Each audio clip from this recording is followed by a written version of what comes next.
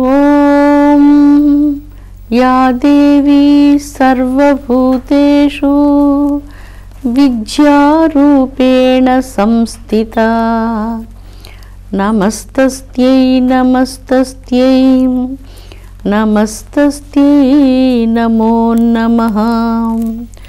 ఓం శ్రీ మాత్రే నమః. ఓం శ్రీ లలితాంబికాయై నమః. అమృతాత్మ స్వరూపులైన మీ అందరికీ మీ తల్లి అవ్యాజ్యమైనటువంటి మాతృప్రేమను అందిస్తూ గాయత్రి మంత్రంలో 19వ బీజమంత్రము బ్రహ్మగాయత్రి బీజమంత్రం. ఓం చతుర్ముఖాయ విద్మహే హంసారూఢాయ ధీమహి తన్నో బ్రహ్మ ప్రచోదయాత్. హంసను అధిరోహించినటువంటి వాడు, చతుర్ముఖాలతో విలసిల్లేటువంటి బ్రహ్మదేవునకు నమస్కారం అంటూ ఈ గాయత్రి మంత్రం బ్రహ్మగాయత్రి మంత్రంగా ప్రసిద్ధి పొందింది. ఈ బీజమంత్రాన్ని జపించగానే సృష్టి రచన జడ చైతన్య పదార్థాలను సృజించే బ్రహ్మదేవుడు వారి యొక్క సర్వమహాపాతకాలను నశింపచేస్తూ యోగిని అన్నటువంటి గ్రంథిని వికసింపచేసి ఉత్పాదన శక్తి అన్నటువంటి శక్తిని ప్రసాదిస్తూ సూర్యకాంతి సమమైనటువంటి తేజస్సును సాధకుని అంతరంగంలో ప్రకాశింపచేస్తూ ఉన్నది. సత్యలోకం బ్రహ్మదేవుని యొక్క నివాసం. సకల దేవతలు మునీంద్రులు నిరంతరం బ్రహ్మదేవుని స్తోత్రం చేస్తూ స్తుతిస్తూ ఉంటారు. బ్రహ్మదేవుడు తన 4 శిరస్సుల నుంచి నిరంతరం 4 వేదాలను పఠిస్తూ ఉంటారు. బ్రహ్మలోకం సత్యలోకం అని చెప్పుకున్నాం. సత్యస్వరూపం సరస్వతి రూపం. సత్యవాక్కులందు విరాజులున్నటువంటిది మహాసరస్వతీదేవి. ఈ సృష్టిలో ప్రతి కణములు ఒకదానితో ఒకటి అవినాభావమైనటువంటి సంబంధాన్ని కలిగి ఉన్నాయి. మనం ఉచ్చరించేటువంటి పదాలు మంత్రాలు ఈ కణాలలో ఒకదానిని ఒకటి కలుపుతూ ఒక విచిత్రమైనటువంటి ఆకృతులు మన శబ్దాలకు అనుగుణ్యంగా అవి స్పందిస్తూ ఆ కణాలు ఒక ఆకృతిగా ఏర్పడడం ప్రారంభిస్తాయి. ఆ ఆకృతిలో ఏ మంత్రాన్నైతే మీరు జపిస్తూ ఉన్నారో ఆ మంత్ర చైతన్య శక్తి అక్కడ ప్రకటితమవుతూ ఉంటుంది. అంటే ఇక్కడ మంత్రము దైవము వేరువేరు కాదు. మంత్రమే సాక్షాత్తు దైవ స్వరూపం. మంత్రం దైవం యొక్క సూక్ష్మ శరీరం. ఆ సూక్ష్మాతి సూక్ష్మమైనటువంటి మంత్రాన్ని ఎప్పుడైతే జపిస్తూ ఉన్నారో స్థూలమైనటువంటి దైవక స్వరూపం కూడా ఇక్కడ ప్రకటితమవుతూ ఉన్నది. ఒక తెల్లని పేపర్ మీద కొన్ని ఇసుక రేణువులను పరిచి వాటిని అలాగ వెదజల్లి ఏదైనా కొన్ని శబ్ద తరంగాలను ఆ ఇసుక రేణువులు కదిలేటట్లుగా చేసినప్పుడు క్రమంగా ఇసుక రేణువులు విచిత్రమైనటువంటి ఆకృతులను సంతరించుకుంటూ ఉంటాయి. మనం చేసే శబ్దాలకు అనుగుణ్యంగా ఆ ఇసుక రేణువులు స్పందించడం ప్రారంభిస్తాయి. ప్రకృతిలో ఉన్నటువంటి అణువులలో జీవశక్తి ఉన్నది. జీవ పదార్థం చాలా వేగంగా అద్భుతమైనటువంటి రూపాలను సంతరించుకుంటూ ఆ రూపాలతో వారి ముందు ప్రత్యక్షమవుతుంది. ఇదే మంత్రశాస్త్రంలో ఉన్నటువంటి అద్భుత రహస్యం. సూర్యమండలం నుంచి కాంతి 9 కోట్ల మైళ్ళ దూరం నుంచి అత్యంత వేగంగా భూమికి ప్రసరించి ఆ కాంతి లహరులు భూమి అంతా వ్యాపిస్తూ ఉన్నాయి. అదేవిధంగా శబ్ద తరంగాలు వాటిలో ఉన్నటువంటి సూక్ష్మతమైనటువంటి శక్తి సృష్టి మొత్తం ఆవరిస్తూ ఉన్నది. భావన శక్తి ఈ కాంతి లహరుల కన్నా శబ్ద తరంగాల కన్నా మిక్కిలి వేగంగా ప్రయాణం చేస్తూ ఉన్నది. అందువల్ల ఇక్కడ అధమ ఉత్తమ అన్నటువంటి 2 భావాలను గురించి చెప్తూ ఉన్నారు. ఓం చతుర్ముఖాయ విద్మహే హంసారూఢాయ ధీమహి. హంస అంటే ఏంటి? క్షీర నీర వివేక న్యాయం కలిగినటువంటిది హంస. ఎప్పుడైతే ఈ ప్రపంచంలో క్షుద్ర భావాలను మనం విడిచిపెట్టి పవిత్రమైనటువంటి దివ్య భావాలను మన అంతరంగంలో కలిగి ఉంటామో అప్పుడు ప్రతి వ్యక్తి కూడా ఒక హంసతత్వాన్ని కలిగినటువంటి వారు అవుతున్నారు. అంటే క్షీర నీర వివేక న్యాయం కలిగినట్లు మంచి చెడుల విచక్షణ కలిగి ఉండడం. దీన్నే అధమ పవిత్ర ప్రకృతులుగా వేదం వర్ణించింది.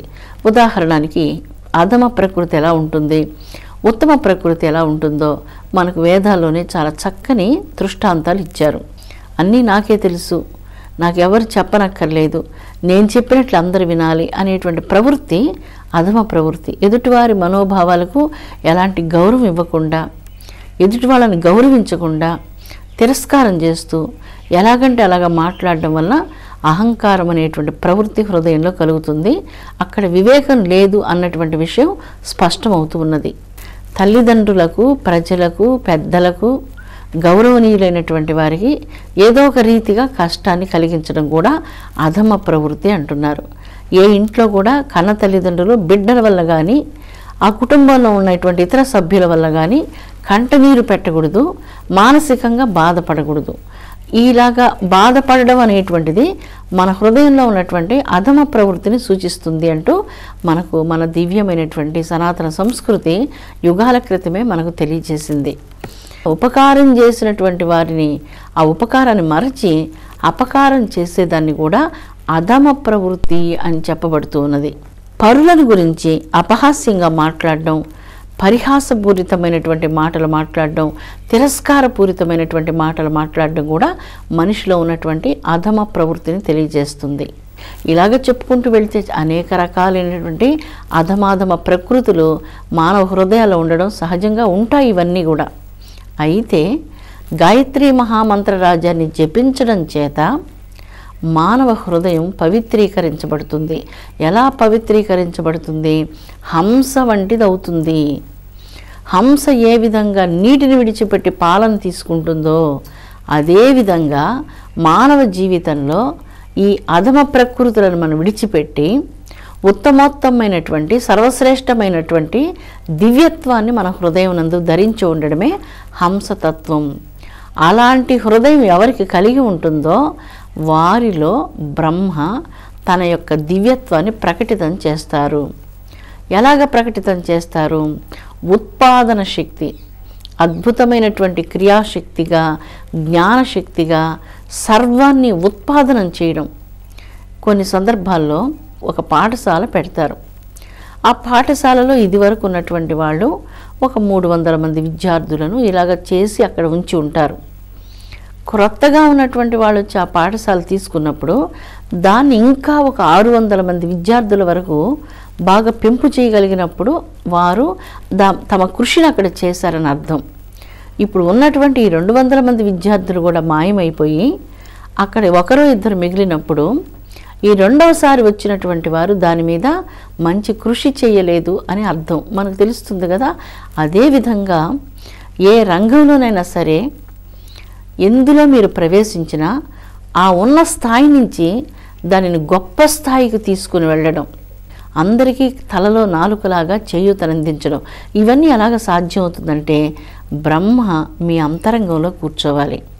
బ్రహ్మదేవుడు ఏ విధంగా సృష్టిని చేస్తూ ఉన్నాడో మీ యొక్క స్థానాల్లో మీరున్నటువంటి మీ గృహ సామ్రాజ్యంలో కానీ, మీ ఫ్యాక్టరీలో కానీ, లేదా మీరు ఏ రంగంలో పనిచేస్తున్నారో ఆయా రంగాలలో ఉత్పాదన శక్తిని మిక్కిలి గొప్పగా పెంపొందించడం, ఇది బ్రహ్మదేవుడు ప్రసాదించేటువంటి వరం.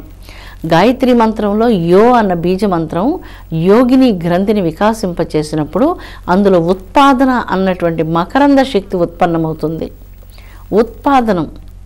ఉత్పాదనం చేయకుండా అది అక్కడికి అణిగిపోయినప్పుడు అక్కడ ఆ క్రియేటివిటీ పవర్ లేదని మనకు అర్థమవుతుంది.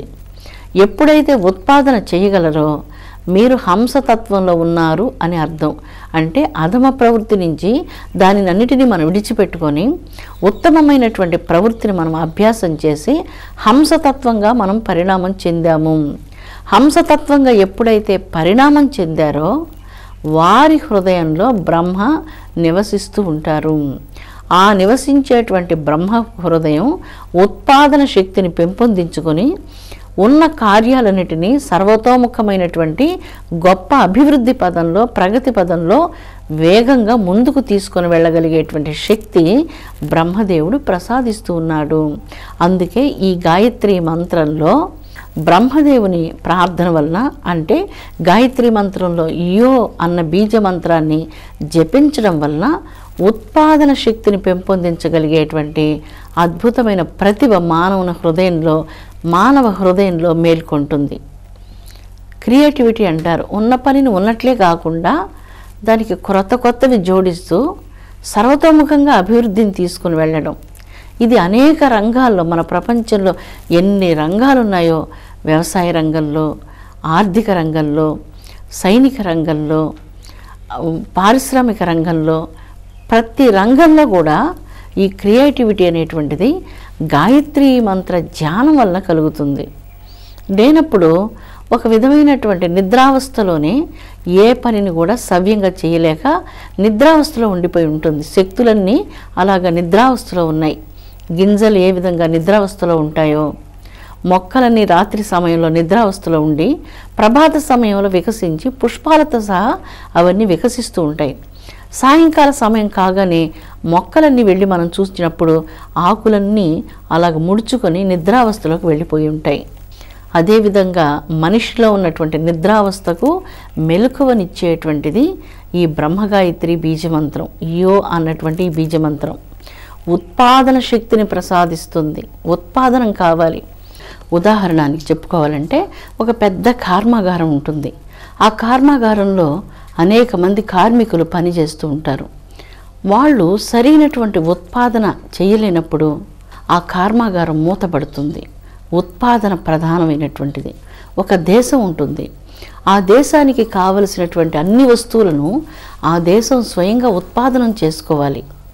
ఒక ఇంటికి ఏదేది కావాలో ఆ ఇంటిలో ఉన్నటువంటి వాళ్ళందరూ కూడా ఎప్పుడు ఒకరి మీద ఆధారపడకుండా తమ కాళ్ళ మీద తాము నిలబడి స్వయంగా వాటన్నిటిని ఉత్పాదనం చేసుకోవాలి. ఆ కృషిని చేయాలి. ఇటువంటి శక్తిని ప్రసాదించేది గాయత్రి మంత్రంలో యో అన్నటువంటి బీజమంత్రం. ఎప్పుడూ సుశబ్దాలు మాట్లాడేవారు, మంగళకరమైనటువంటి భావాలు కలిగినటువంటి వారు, సమాజానికి వినాశకరమైనటువంటి భావాలను అందించినటువంటి వారు, సరస్వతి జ్ఞానం కలిగినటువంటి వారు, అలాంటి వారు అద్భుతమైనటువంటి ఉత్పాదన శక్తిని సమాజానికి అందించగలరు అంటూ ఈ బ్రహ్మగాయత్రి బీజమంత్రం తెలియజేస్తున్నది. బ్రహ్మదేవుని ప్రక్కన ఎవరు కూర్చుని ఉన్నారు? మహాసరస్వతీదేవి ఆసీనురాలై ఉన్నది. శ్వేత కమలంలో చేతియందు మాణిక్య వీణను ధరించి ఒక హస్తమునందు గ్రంథాలు, మరొక హస్తమునందు అక్షమాలికను ధరించి మహాసరస్వతీదేవి బ్రహ్మదేవుని ప్రక్కన ఆసీనురాలై ఉన్నది. చాలా అద్భుతంగా ఉన్నది. చూడండి, బాగా ఆలోచించండి. మానవ హృదయం ఎప్పుడైతే పవిత్రమవుతుందో, మంగళకర భావాలతో నిండిపోతుందో, సుశబ్దాలు ఎప్పుడైతే మనం పలుకుతూ ఉంటామో, సత్యాన్ని ఎప్పుడైతే మనం ఆశ్రయించి ఉంటామో, అప్పుడు మానవుడు బ్రహ్మస్వరూపుడవుతున్నాడు, బ్రాహ్మణుడవుతున్నాడు. అతడు ఏ కులంలో జన్మించినప్పటికీ పవిత్రమైనటువంటి అంతరంగాన్ని కలిగి సత్యాన్ని అంటిపెట్టుకుని ఉండి పవిత్రాతి పవిత్రమైనటువంటి మంగళకర అంతరంగంతో ఉన్నప్పుడు వారి హృదయంలో, వారి ప్రక్కన జ్ఞాన సరస్వతి భాసిస్తూ ఉంటుంది. సరస్వతి మన దగ్గర ఉండాలి అంటే జ్ఞానం కావాలి. జ్ఞానం కావాలి అంటే మంగళకరమైనటువంటి హృదయం కావాలి. ఆ మంగళకరమైనటువంటి హృదయం ఎప్పుడు సుశబ్దాలను పలుకుతూ ఉండాలి. సరస్వతీదేవి స్తోత్రాలు చేసేటప్పుడు తల్లిని ప్రార్థిస్తారు. సుశబ్దంబుల్ పలుకుమున్, అమ్మా నా వాక్కు ద్వారా ఎప్పుడు మంగళకరమైనటువంటి మాటలే నీవు పలికించాలి, ఎప్పుడు సుశబ్దాలనే నువ్వు పలికించాలి. ఒక్క అమంగళకరమైనటువంటి మాట కూడా నేను పలకకుండా ఉందునుగాక అంటూ ఆ మహాసరస్వతిని ప్రార్థిస్తారు. అందువల్ల ఇక్కడ బ్రహ్మ 4 వదనాలతో నిరంతరం మంగళకరమైనటువంటి వేదాలను పఠిస్తూ ఉన్నారు. ఆయన నిరంతరం మంగళకరమైన వేదాలను పఠిస్తూ ఒక హస్తమునందు కమండలం, మరొక హస్తమునందు అక్షమాలను ధరించి ఉన్నారు. బ్రహ్మదేవుని చేతిలో మరి ఏ విధమైనటువంటి ఆయుధాలు లేవు, ఆయుధాలను ధరించలేదు. కేవలం కమండలము, మరొక హస్తంలో అక్షమాలికను ధరించి ఉన్నారు. సుశబ్దాలను పలికేటువంటి 4 వదనాలలో నిరంతరం వేద మంత్ర నాదం నినదిస్తూ ఉన్నది. అందువలన సరస్వతి ఆ లోకాన్ని సత్యలోకం చేసి బ్రహ్మ ప్రక్కన ఆసీనురాలై ఉన్నది. ఎవరి హృదయంలో ఇలాంటి మంగళకరమైనటువంటి భావాలు ఉంటాయో, ఎవరు మంగళకరమైనటువంటి మాటలు మాట్లాడుతూ ఉంటారో, సుశబ్దాలను మాత్రమే పలుకుతూ ఉంటారో, అమంగళకరమైనటువంటి భావాలను ఎటువంటి పరిస్థితుల్లో హృదయంలో కలిగి ఉండరో, వారి ప్రక్కన, వారి హృదయంలో, వారి హస్తంలో, వారి జిహ్వ మీద మహాసరస్వతి నివసిస్తుంది, నినతిస్తుంది. వారి కంఠంలో తల్లి అద్భుతమైనటువంటి అమృత రస ప్రవాహమై ప్రవహిస్తూ ఉంటుంది. వారి హృదయంలో జ్ఞాన మకరందమై జాలువారుతూ ఉంటుంది. వారి హస్తంలో తల్లి వసించి అద్భుతమైనటువంటి కావ్యాలు, అద్భుతమైనటువంటి గ్రంథాలను రచిస్తున్నది. వారి కంఠంలో కూర్చొని కన్న తల్లి అమృత తుల్యమైనటువంటి దివ్య గానాన్ని చేస్తుంది. ఇవన్నీ సరస్వతీదేవి మానవులకు ప్రసాదించేటువంటి అద్భుతమైనటువంటి వరాలు. అందుచేత ఎప్పుడైతే మీరు బ్రహ్మ అవుతూ ఉన్నారో, సరస్వతి మీ ప్రక్కన ఉంటుంది, మీ గళంలో ఉంటుంది, మీ కంఠంలో ఉంటుంది అన్నటువంటి అర్థాన్ని ఇక్కడ మనకు సూచిస్తున్నది ఈ బ్రహ్మగాయత్రి బీజమంత్రం. బ్రహ్మగాయత్రి బీజమంత్రంలో చతుర్ముఖాయ విద్మహే, 4 వదనాలు కలిగినటువంటి బ్రహ్మదేవుని, హంసారూఢాయ ధీమహే, హంసను అధిరోహించినటువంటి వానికి నమస్కారము. ఈ 4 వదనాలలో బ్రహ్మదేవుడు తన ఇచ్చ వచ్చినటువంటి మాటలు మాట్లాడడం లేదు. చాలా వరకు మౌనంగా ఉన్నారు. మీరు రామాయణంలో రామావతారం చూచినప్పుడు శ్రీరామచంద్రమూర్తి మాటిమాటికి మాట్లాడరు. చాలా 1-2 మాటలు ఆచితూచి మాట్లాడుతూ ఉన్నట్లు అనిపిస్తుంది. చాలా రిజర్వ్డ్గా ఉంటారు. కృష్ణావతారం అలా కాదు. నవ్వుతూ, తుళ్ళుతూ, సంతోషంతో అందరినీ ఆడిస్తూ, అందరితో చాలా సంతోషంగా గడిపేటువంటి అవతారం కృష్ణావతారం. కానీ రామావతారం చాలా గాంభీర్యంగా ఉంటుంది. ఒక విధమైనటువంటి పవిత్ర ఆరాధ్య భావం ఆ స్వరూపం చూడగానే కలుగుతుంది ఎలాంటి వాళ్ళకైనా కూడా. ఇక్కడ బ్రహ్మదేవుడు కూడా అదే విధంగా చాలా మౌనాన్ని ఆశ్రయించి ఉన్నారు. ఆయన ఎక్కువ మాట్లాడడం లేదు, రజోగుణంతో యుద్ధాలు చేయటం లేదు, ఏ విధమైనటువంటి ఆయుధాలు ఆయన ధరించలేదు. చతుర్వేదాలను మాత్రం పఠిస్తూ ఉన్నారు. చేతి యందు అక్షమాలను ధరించి ఉన్నారు, జపం చేస్తూ ఉన్నారు, బ్రహ్మకమండలాన్ని ధరించి ఉన్నారు. గాంభీర్యమైనటువంటి రూపంతో తెల్లని మేఘంలాగా ప్రకాశిస్తూ ఉన్నారు. జాజ్వల్యమానమైనటువంటి అంతరంగంతో, అఖండమైనటువంటి వేద విజ్ఞానంతో ప్రకాశిస్తున్నటువంటి ఆ బ్రహ్మదేవుని యొక్క స్వరూపము తెల్లని మేఘమండలంలాగా భాసిస్తున్నది. చిన్న చిన్న తెల్లని మబ్బులు ఆ మేఘమండలాన్ని సమీపించినట్లుగా ఋషివరులు, పరమహంసలు, జ్ఞానులు, ఆధ్యాత్మిక తత్వవేత్తలు ఆ పరబ్రహ్మ స్వరూపుడైనటువంటి ఆ బ్రహ్మదేవుని యొక్క ఆశీస్సుల కోసం నిరంతరం సత్యలోకానికి ప్రయాణమై వెళుతూ ఉంటారు. దేవతలతో, ఋషులతో సత్యలోకం నిరంతరం ప్రకాశిస్తూ ఉంటుంది. ఎప్పుడు కిటకిటలాడుతూ ఉంటుందట సత్యలోకం. ఎందుకంటే సత్యలోక స్వరూపులైనటువంటి ఆ బ్రహ్మదేవుని, ఆ మహాసరస్వతీ దేవి యొక్క మహానుగ్రహం కోసం నిరంతరం అందరూ ప్రయత్నం చేస్తూ ఉంటారు. అలాంటిది సత్యలోకం.